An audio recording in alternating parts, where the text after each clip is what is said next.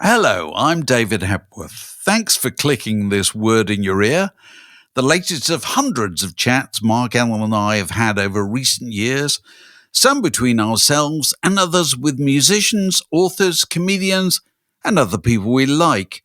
If you'd like to help make sure they continue, you might consider being a Patreon supporter by visiting patreon.com/wordinyourear, or just by liking or subscribing in whatever way you prefer. On with the show.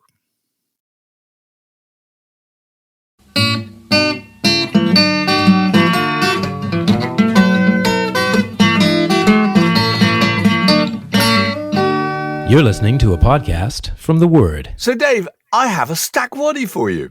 Hooray! Hurrah! And the stack waddy quiz this week, it's faintly seasonal. It has top notes of cinnamon and cranberry sauce. We are currently being bombarded with fashionable meat-free ideas for seasonal dishes, which to me all sound like bands who recorded a John Peel show session in the mid-'80s. So I give you hip vegan Christmas recipe or challenging indie band. All right? There are 9 examples, and you have to decide which is which. And this is the first. Olive mess.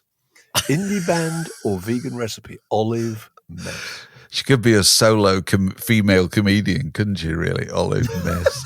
Well, she appeared she was in On the Buses. Yeah. No, I'm saying vegan meal. Olive Mess are a Baltic progressive rock band from Latvia that sings in English. The main theme of one of their albums, it says here, is the history of medieval France. So, one for me. Okay, pigs in duvets. Tonight's in session. Pigs in duvets. two more from them, the same half. Indie band, surely. Pigs in duvets. No, they are perfect as a canapé or part of a plant-based Christmas dinner. Okay, cinnamon bunt. Cinnamon bunt. An indie band or a vegan recipe? Indie band. No. A vegan apple cinnamon bunt cake that's soft and moist and yet light and airy. The best of both worlds, it says here. I'm doing really well with this. Okay, Alice Donut. Alice Donut. The indie band, sure. Yeah. It's quite obvious, actually. Alice Donut. Formed in 1986 at Columbia University after the demise of the Sea Beasts. You know this, Dave. You know this already. Why am I telling you this? You know that. I always wondered what was going to happen when the Sea Beasts. Yeah, well, they formed Alice Donut. Okay. Next one, Brutal Juice. Rock band or recipe? Brutal Juice. It's an Elvis Costello album, isn't it? That's good. Indie band. Yeah. They're a self-proclaimed acid punk band from Denton, Texas, who took their name from a Hearts commercial featuring O.J. Simpson and Arnold Palmer. So that must be the Bruce, the juice element of that anyway. Candied Yams. Candied Yams. Put your hands together. Candied Yams. Please welcome. Candied Yams. Indie band. No, they're the ultimate flavorful recipe that'll be a hit at your Thanksgiving table. Okay, we've got 3 to go. Gorilla Biscuits. Gorilla Biscuits. I've seen them. I used to go and see Gorilla Biscuits when they were good. They sold out they were later on. I thought them supporting the senseless things. Indie band. Yeah, they're actually annoyingly they are. An American hardcore band from New York City.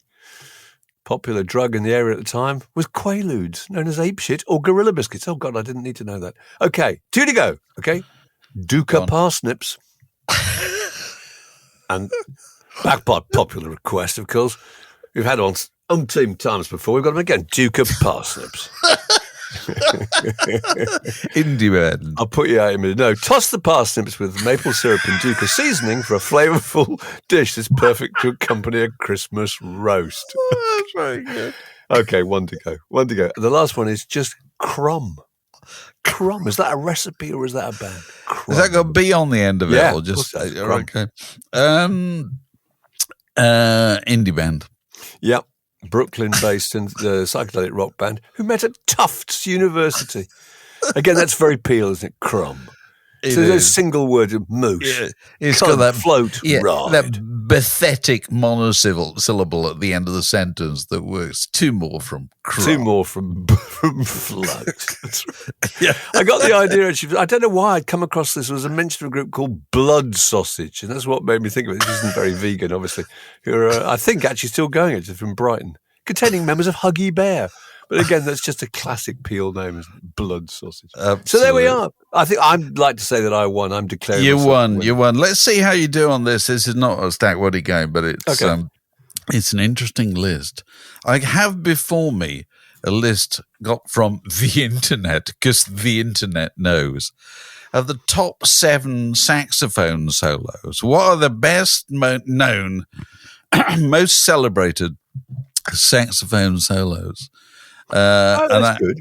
Okay, it's good, isn't it? Okay, so have I got to tell you? All right. Well, go on. Have a guess. I would say that Careless Whisper would be in there, although it's number 7. It's number 7. Okay. Money by the Pink Floyd must be there. It's number 3. Baker Street, number 1, maybe? No, maybe not. 6. It's number 6. Okay. There's people out there going, sir. I know. Go on. Young Americans? Young Americans, number 4. Okay, I'm not. Well, I'm doing well. I'm in the You're top doing 10 ridiculously here. well. Yeah. There must be a John Coltrane, Giant Steps. These aren't well known, are they, John Coltrane, Giant Steps somehow is number 1. I don't know. It's number 1? That's ridiculous. It is. That is not as well known as... well, and Born to Run. Have we had that? Born to Run. Jungleland? Jungleland is number 5. I'll give you the whole thing. It's John Coltrane, Giant Steps, Duke Ellington, Diminuendo and Crescendo in Blue, Pink Floyd, Money, David Bowie and Young Americans, Bruce Springsteen, Jungleland, Jerry Rafferty, Baker Street, George Michael, Careless Whisper. But surely those are not. That's not the most. None of those are the most famous saxophone solos. Go on. Because surely the most famous saxophone solo, which I sent you a clip of last night. Oh, God, yes. The originator playing it, which is what, Mark? It's Pink Panther. It's the Pink Panther thing. It's fantastic. It's that's the right answer. It is the right answer. My mum would have known that. She knew that tune, whereas she wouldn't have known Born to Run or, John Coltrane or whatever. And I was looking into this because there's a wonderful clip on the internet of Henry Mancini, who wrote it, composed it, playing the piano, while the musicians who played in the original record, I think pretty much, are all there performing it. And it's just extraordinary to see something that is so familiar actually being performed. You think, oh, there's real musicians who did this. It starts with the drummer playing the triangle at the beginning, which, as Alex says, is the most famous triangle part in popular music. And but the saxophone is played by Plas Johnson, who's a name you've no doubt seen on millions of credits over the years. Playing on a million. Frank Sinatra records, Barbara Streisand records, and whatever, and rhythm and blues records. Played on "Twisting the Night Away," played on Larry Williams' "Slow Down," played on Ry Cooder albums. It probably played on Steely Dan records. He's still with us. I think he's 93. He's still with us, and it's just an extraordinary thing to see him actually playing that, because it's such an act of musicianship, isn't it? It's phenomenal. It's just God, I should have connected that immediately with the best thing. There's I go off on a tangent about money and stuff. No, that's absolutely amazing. Also, I think it's a really good example of one of those kind of riffs that was written. It's entirely appropriate for the saxophone. You cannot imagine that on any other instrument. It's got that kind of the sleaze, the subterfuge, the kind of thrill, hasn't it? The raunch edge, everything that's, that you associate with that film in some respect, you associate with that sound. It's fantastic. The first thing, when I briefly played the alto sax in a band called the Mighty Eldorados. The Mighty Eldorados, we're back to Peel again. With Jem Finer was in the lineup. It was really good fun, Jem Finer of the Pogues. This was in about 1979-80. And the first thing I learned to play on the alto sax was that tune, because it was just seemed really? it gave you so much pleasure playing it. It The way you is. bend the notes, it's fantastic. Because we were talking about this, I think, the other week, about how the kind of DNA of long-running movie franchises is, in the end, kept alive by the music, not the actors, not the script, nothing. It's the music, So we were talking about Star Wars, or I can't remember the other ones. The James Bond theme. We were talking about the James Bond theme, weren't we? Because Vic Flick, the guy who played the guitarist who played the original James Bond theme, had died, and we said, you can make a James Bond film nowadays with a new James Bond, and it was set in a world which is unimaginable when Ian Fleming wrote the novels, as long as you have that theme tune, because that's the thing that reassures you. You could that sing 2 or 3 notes of the Bond theme, you could sing 2 or 3 notes of that Pink Panther theme, and that would get across more of the character of the film franchise than any Peter Sellers quote or anything. So you could bring Pink Panther back tomorrow, and I'm surprised they haven't done it already. Maybe they haven't and missed it. You could bring it back with, I don't know, Steve Carell in the Clouseau role or something like that. It'd be good. As long as you had Plas Johnson's recording from 1963 of the original theme. And isn't it, once again, just an opportunity to reflect upon the fact that all the money will all have gone to Henry Mancini. Now, this is not to disrespect Henry Mancini, who's fantastic, composer of all kinds of things, but all the wealth that comes from the Pink Panther theme goes to the guy who wrote it, rather than the guy who played it. Well, than the guy who played, but there have been court cases about that in the past. Bobby Valentino and Young at Heart, the violin part. Do you remember? Well, I don't remember what the result that was now, but his thing was, without my violin part, that would not have been a hit, which I think he'd written. Well, but with the Plas Johnson case, when Mancini wrote it, he wrote it with Plas Johnson in mind, so it's going to be voiced in a very particular way. Yes, exactly. And it's presumably he got a session fee, and and nothing more than that. But anyway, it's extraordinary to. We'll try and post that link to the band playing that tune in the show notes. That's a good idea. It really is fantastic. It is amazing to see it. See that little triangle part at the beginning. Ding, ding, ding, yes. Ding, ding, ding, ding. Yeah.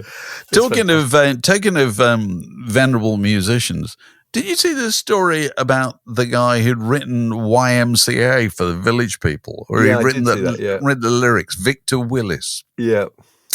Who shocked everybody this week by saying, there was never a gay song at all.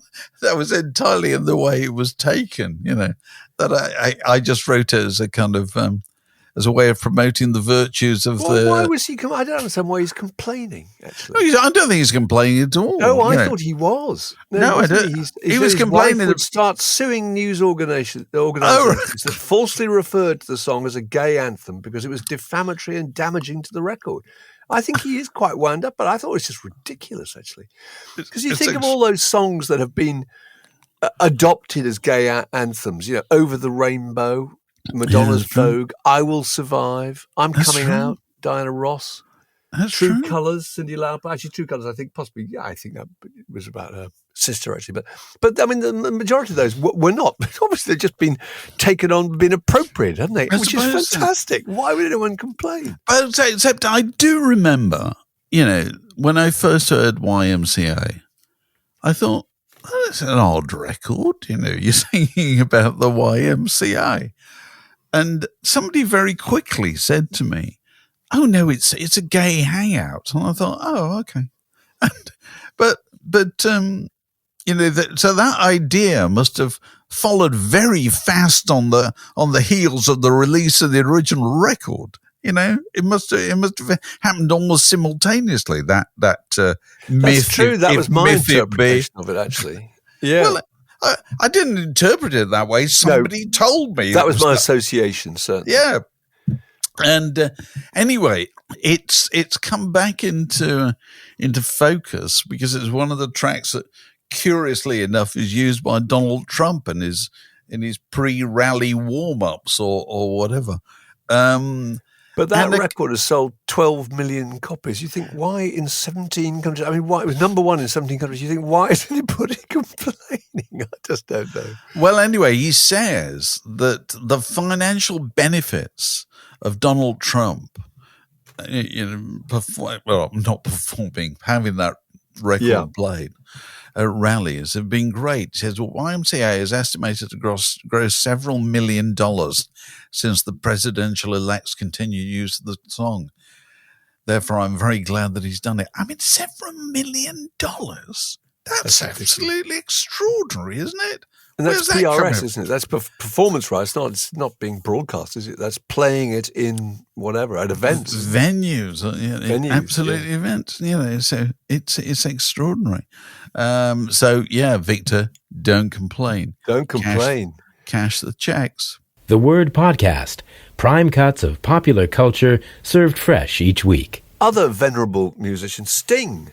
That little link we were looking at the other day, which I thought was really interesting, actually. Sting talking about songwriting and how songwriting had just become much simpler. And he said the one thing that had disappeared in the main was the idea of the bridge. And he made a really good point about bridges. He said, I write a song and it's about my girlfriend's left me and I'm lonely. But I can change gear with the bridge, and I can have some different chords, and I can maybe say, perhaps she's not the only girl on the block. Maybe I should look elsewhere.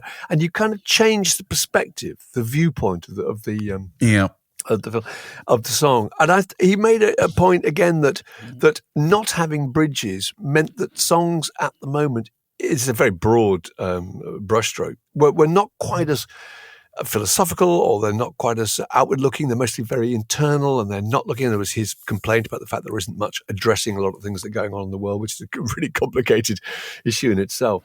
But I did think it was interesting that how fantastic some bridges were.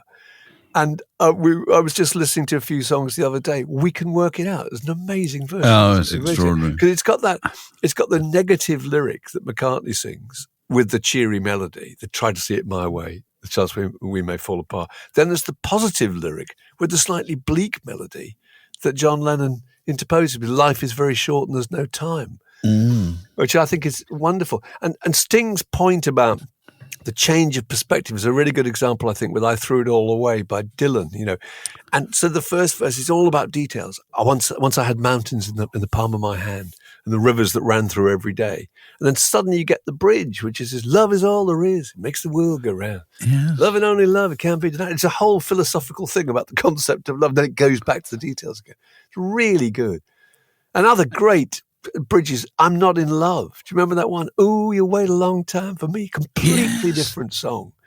And I Will by Paul McCartney, which is only about 2 minutes long, and yet it's got the verse and chorus. It's got even that as a bridge. Love you forever and forever. It's brilliant. And is there also that feeling that it's just, it appeals to the listener in the sense that it just kind of resolves itself, doesn't it? It does. That you start a couple of verses and then you got the bridge and then it's the return to the familiar after the bridge. Yes, it is the comforting bit. Really comforting, and suddenly there's the familiar concept and familiar chords, and it links back perfectly. Here I am again with the thing that, Yeah, as I was saying. After that sideways glance. It's some great ones. Hey Julie by the Fountains of Wayne's got a good one. I was listening to Mayor of Simpleton by XTC. But I think, the greatest bridge of all time, as declared by Neil Tennant. Have we talked about this in the pod before? We probably have. Oh, God. Neil Tennant, I can remember this. Even this is when we were back at Smash Hits in the office. We were talking about, as you do, bridges in pop songs. And he said he knew the answer.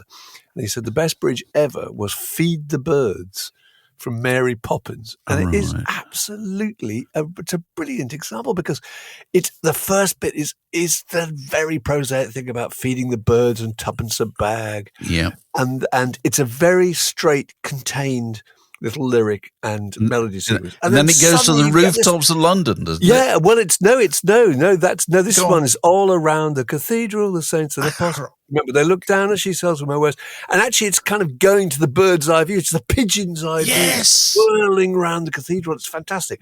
And although you can't see it, they are smiling. Each time someone shows that he cares, major chord sequence, then back to feed the birds. It's just simply brilliant because it's got a completely different swirling kind of rhythm to it, and it's got a totally different feel to it. And again, it's just this viewpoint where you're looking around the cathedral, and then you're back to the little tuppenny bag of birdseed at the end. I think it's genius. I agree with him. But I always thought it was so interesting. That was before he formed the Pet Shop Boys, or before we knew he'd formed the Pet Shop Boys. And I thought, how could he have worked out in that kind of detail, looking at a song like that was the best bridge ever written, the best chord sequence, And the answer was because he was a songwriter, which I suppose we probably know at the time. But also spent some time in the theatre, so he'd probably analyse those kind of songs in musical theatre. But there are bridges still around, Matt, and we were talking to Magic Alex about this, weren't we? And Magic was saying that Nothing Matters by The Last Dinner Party has a great bridge in it. And I think Ed Sheeran uses bridges a lot. But broadly, Sting's point is that they're not quite so prevalent. So. And presumably this is also related to the fact that an increasing number of hit songs are written by 5 or 6 people who never meet each other. So they post in my bit, your bit, put it together with this bit. Yeah. So, it doesn't, there is less concern about making the whole a kind of tidy, satisfactory thing. It's more a question. More concerned about looking at particular lines and working out how you can make them more kind of hooky and more instant and have more impact on the radio. Yeah. It's true. Yeah. So, no, it's interesting because if you go back to the examples we've been talking about, they're part of making the song a satisfactory experience, aren't they? It is. Whereas if you do things by committee, there's less emphasis on that. There's more an emphasis on making sure each bit is as hooky and as grabby as possible. And that each person involved is going to get some kind of financial reward. There's that as well. Yeah. This is a junction in the word podcast. It separates that bit from this next bit. And now we're joined by Alex Gold. Hello, Alex. Hello. Now, we were talking about the other day with Neil Story, who's one of our guests who'd published his Island Book of Records, Volume 2. Which is just 1960, 1970. And he had, along with the celebrations of the records, loads of bits of, clippings out of music papers and adverts and all sorts.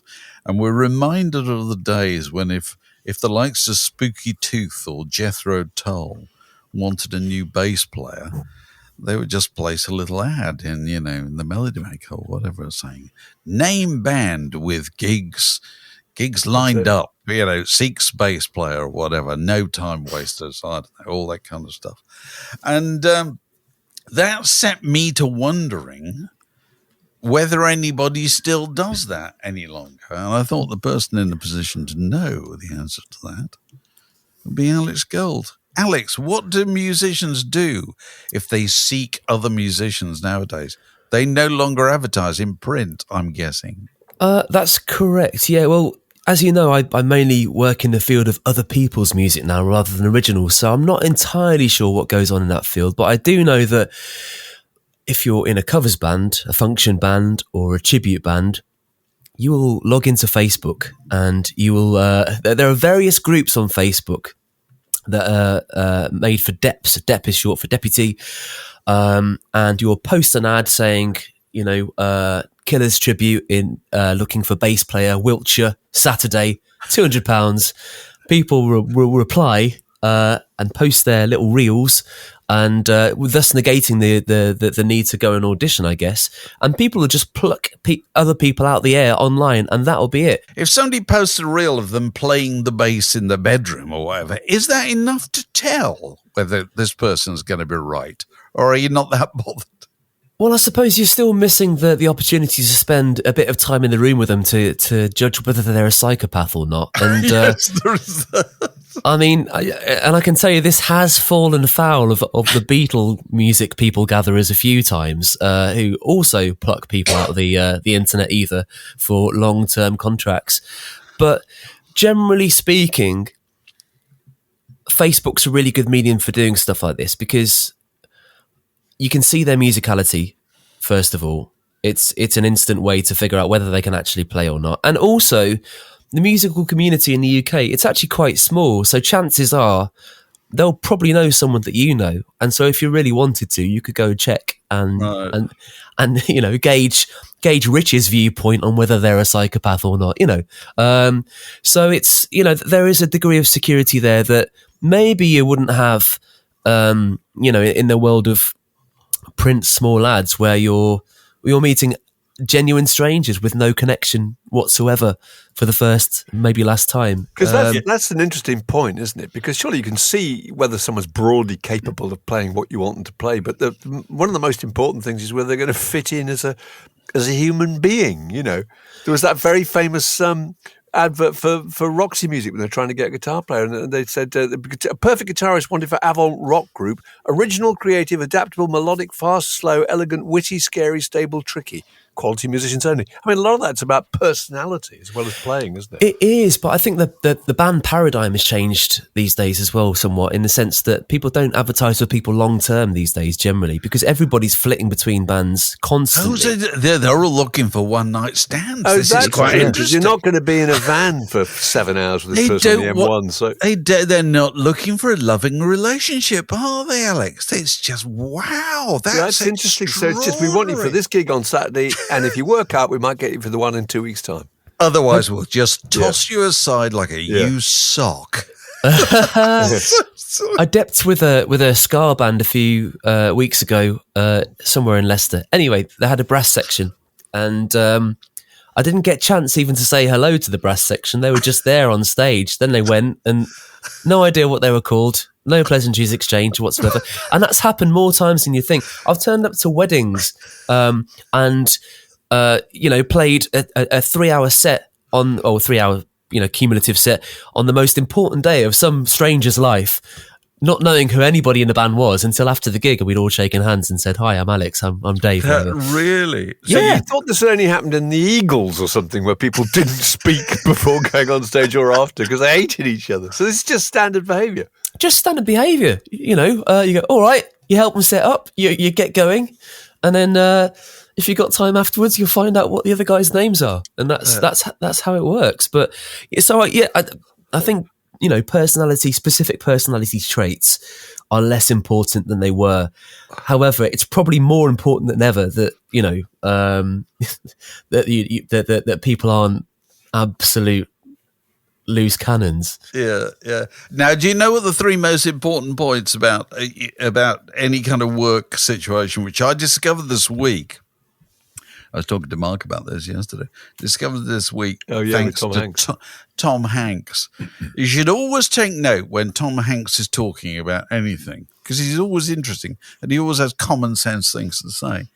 He said he'd learned years ago when he was in some theatre production, long before he was famous, from what a director said to him. He'd learned what the three most important qualities you should take to work were. 1, be on time. Yeah. 2, be prepared. Know your lines. 3, and I think this is the most interesting one, have an idea. Ooh. Whatever the situation is, running a sweet shop, making a movie, doing a scene, turning up and playing with a ska band, have an idea. That means that you turn up with a positive outlook. You're probably somebody who's going to take the thing forward a bit. You know what I mean? Not wait for somebody else to do it for them.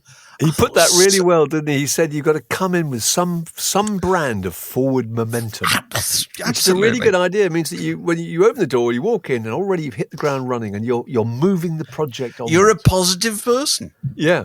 You're a positive person who wants to make it better, not a person who's doing it under sufferance. You know. Yeah. who doesn't. I don't really know why I'm here. And that third thing is so much a question of body language. People exude that or they don't. Yeah, and I've do. interviewed hundreds of people for jobs, and I can tell you this: you know this within the first 30 seconds of them coming in the Which room. is a terrible thing. You think, we're now going to go through this routine of asking, so what are the other things you do? And what have you written in the past? And you've already made up your mind they're probably not going to work. The And vice versa. positivity, people exude it or they don't. Absolutely. It's an energy, isn't it? I'd say it's It's an energy, actually. It's a very good modern I used to have this expression. thing where I was very biased when interviewing people for jobs if they turned up with bicycle gear.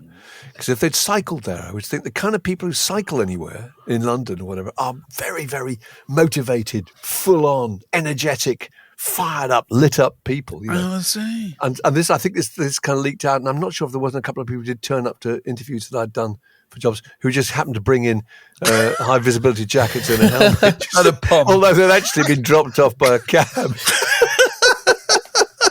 I didn't realise. All right, you'll do. Right. What kind of company car do you want? You're in. That's brilliant. You won't want a company car. You're on a bike. Anyway. Yeah. So, no, it's very good advice from Tom Hanks. So it's good. You should always take note. The Word Podcast, walking the digital dog since 2007. Let's return to the subject of Beatles 64 briefly. We talked about it last week, and I said I'd been so disgusted with it, I'd turned it off after 15 minutes. You weren't the only one. I wasn't the only one. Andrew Slattery on our Patreon chat, he chimed in. He said it's awful. It says it plays like one of those DVDs that you used to get, and then we used to look in the small print on the back. It said there's no actual footage of the Beatles in here. You know, he says this does have footage, but the whole thing is, he says, so randomly assembled and so directionless. It has no obvious purpose. I've never seen a documentary bounce around the place so much. And he said, like me, he turned it off after 15 minutes. But unlike me, he went back later and then turned it off again when Smokey Robinson's TV performance of yesterday popped up, literally shouting at the screen in exasperation. So, you know, I clearly wasn't the only one to be. You weren't the only one. The thing that sunk in afterwards was that, of course, it's all hooked around their appearance on the Ed Sullivan Show, which they clearly couldn't afford to clear the rights to. And I think the only bit from the Ed Sullivan Show is them actually coming off stage, shaking hands with Ed Sullivan. I don't think you ever see them performing on it. So the whole thing is a bit... it's a little bit shambolic, really. Yeah. So anyway, it's always nice to hear from people on Patreon. Patreon supporters, there's a chat section there, which has got some lively feedback, and so if you haven't joined that, do so. And if you want to know more about how to become a Patreon supporter, if you go to patreon.com/word in your ear. There are full details there. What else have we been doing in the last week, Mark? Well, we should mention we talked to Peter Ames Carlin about his REM book, which is up. I think the podcast is up now in audio and on YouTube. And also Richard Morton Jack, which is about to go up, probably up by the time you hear this, about his fantastic book about the world of about 1962 to 72 press releases and the early news coverage of bands. It's about the selling, how bands were sold before terms like psychedelic and prog and stuff were invented. It's really, really interesting, I think.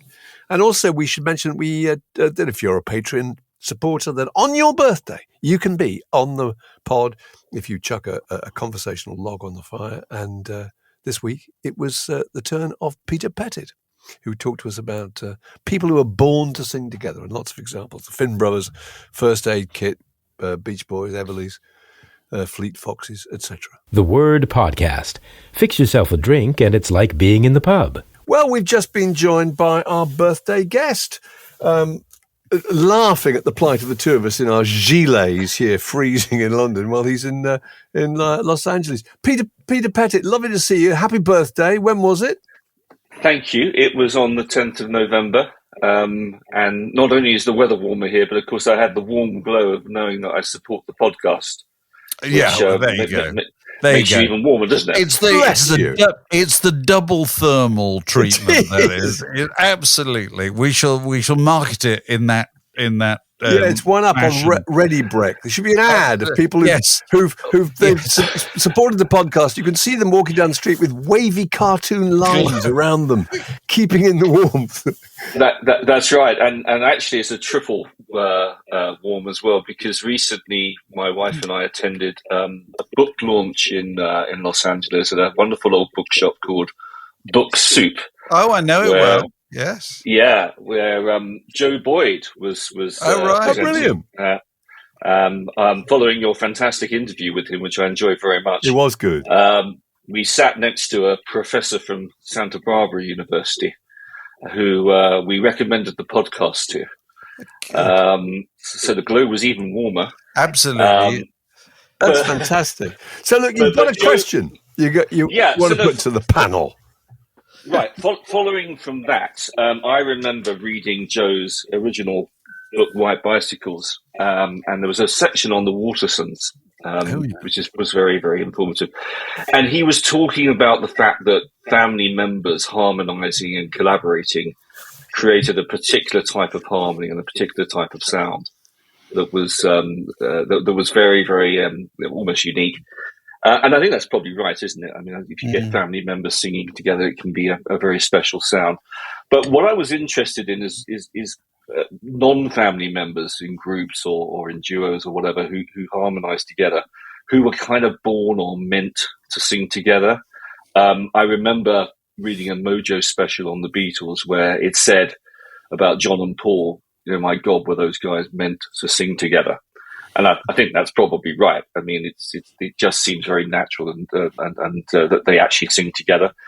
And I think, you can get other combinations which work particularly well. And it's not always clear why they work. But I always thought that Clifford and Till worked very well together, even though they have completely different voices. Yeah, they sing in an octave between them a lot of the time, don't they? Which is very unusual. It's not actually a harmony, it's an octave.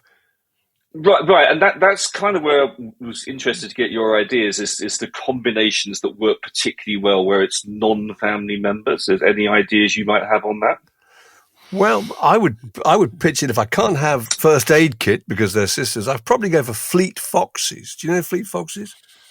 Absolutely. Oh yeah, well I think things like their White Winter Hymnal and things like that. I think that's an amazing sound. The three of them, I think they're absolutely extraordinary. Mamas and the Papas and Crosby, Stills and Nash. I don't know. Anything more modern? What do you think, Dave? God, this is more your area than mine. I mean, there's the three voices of the band. Yes. Just, they sound as if they're the same family. Yes, they do. And they're not at all. Well, actually, they're very different because you've got Richard Manuel's high tone. That's a reedy sound. They're actually very different sounds, but the combination of the three together is extraordinary. Yeah. But it's so true. I mean, what you say about families, it's so true. I was thinking about the Finn brothers, Tim and Neil. Yes. And it's almost like you look at their lifetime of music and you think whenever you hear them on their own, you're kind of missing something. It's just sort of, they make one person between them, to the extent that if you listen to just one of them, and they're both fabulous musicians, they're sort of incomplete, and but I suppose you say the same thing about the Bee Gees or anybody. I think the Finns are a really good example because you can really clearly hear the resonance of the way those two voices work. You could say the same about the Beach Boys, but actually the Beach Boys are a very processed sound in a way, and you can't often pick out a particular individual Beach Boy from any other. Whereas those have a slightly different sound that just integrates, doesn't it? It's on the same wavelength. And also to move away, slightly away from just the singing, It's really interesting if you go back over the Finn brothers' career. They do stuff on their own, and then they slowly, accidentally come together, and that's the stuff where the best songs are written. You know what I mean? The Crowded House record that was a huge hit, Weather With You and so forth, started life as a Finn brothers record. And then they I just fold it into a Crowded House record. That's the best stuff. There's just something very precious about that kind of fraternal relationship, I suppose, and it's resonances that go so far back. So, any more? Have we got any more? Well, I was also, I mean, in terms of family members, I think the Carpenters, brother and sister harmonising, is again very special and very particular. And I think that actually that combination influenced non-family members going forward. There's a Pearl Fishers track on one of the albums where I think David Scott very much tries to replicate that and does it very well, actually. It's that kind of harmony rush at the end, which is similar to Goodbye to Love or some of those other songs. But it's like a lush choir, and I think he's worked out how those particular combinations of voices worked.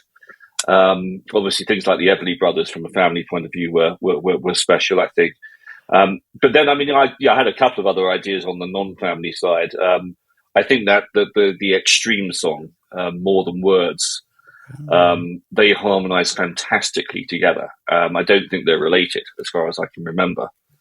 Very, very, very pure sound, very almost choral, the way that they harmonise together. And it's some. I mean, Simon and Garfunkel, I think, is a good example. Again, two quite different voices. Two very different voices, I think, but they work so well together. One really, really high, exactly. Yeah. Well, I think that I was watching the Beatles '64, the new movie, a screening of last night. I thought that This Boy by the Beatles, and possibly actually also Because, is the benchmark for anyone in 3-part harmony to try and beat, because they're phenomenal. But Peter, it's fantastic to talk to you. Very good. Yeah, and you. Happy birthday once again. Thank you. Keep, please, go and have a swim. Investing in the warm glow. I might actually. He's going to have a swim. There's an irony. This podcast was brought to you by The Word.